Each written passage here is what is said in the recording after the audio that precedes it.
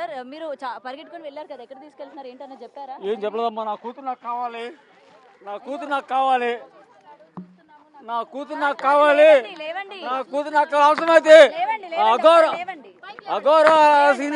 అఘోరాగా సెలవు అవుతుంది. ఆ శ్రీనివాసరావు కృష్ణించండి అమ్మా.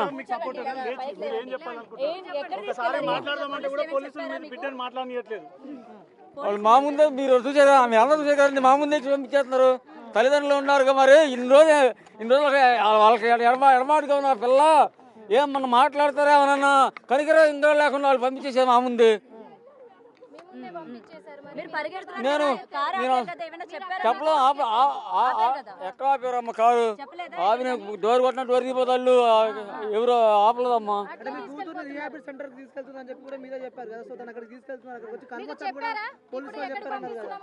చెప్పలేదమ్మా, ఇప్పుడు తీసుకెళ్ళారు.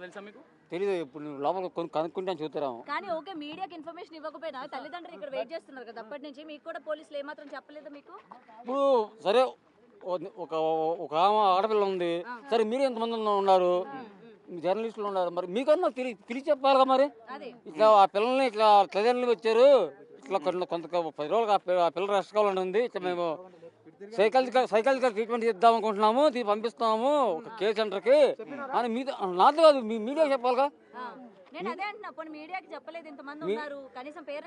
మీడియా చెప్పాలి, మీడియా చెప్తే మీడియా మమ్మల్ని పిలిచే అడిగేవాళ్ళుగా, ఏ బాబాయ్ మరి ఏంటి మరి పాపని పంపిస్తున్నారంట, మరి మీరు పాపతో మాట్లాడాలని మీరు అడిగేవాళ్ళుగా.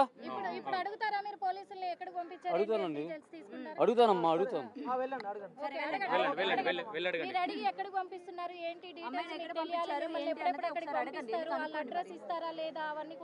అన్నీ అడుగుతామమ్మా, ఎందుకంటే హాస్పిటల్గా నేను బయట మీతో పాటు ఉండాలి, హాస్పిటల్ పంపించారు.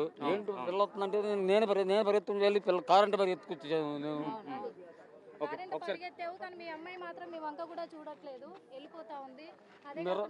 మిర్రర్ వేసి ఉంది, వాళ్ళు లోపల కానిస్టేబుల్స్ ఉన్నారు, లేడీ కానిస్టేబుల్స్, వాళ్ళు కూడా మరి వాళ్ళ పేరెంట్ తండ్రి వచ్చాడు కదా, నేను మాట్లాడతారేమో అని చెప్పి వాళ్ళు ఆపలా.